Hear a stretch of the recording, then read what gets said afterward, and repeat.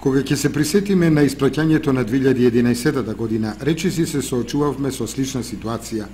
И претходната година ја прогласивме за тешка, а за ова предвидувавме дека ќе биде потешка, главно поради глобалната криза, но во основа стагнационите процеси се надминати и наместо нив сега се зборува за развој.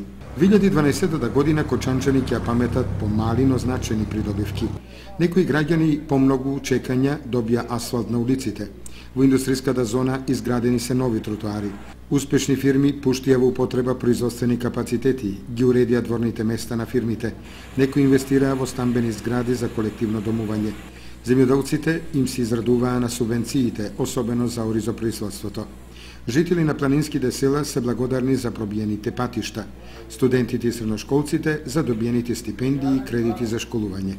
Во поширок аспект, Кочани ја доби фонтаната во трговскиот центар. За прв пат во историјата на градот е изградена етно куќа. Спортистите ја добија спортската сала во основното училиште Никола Карев.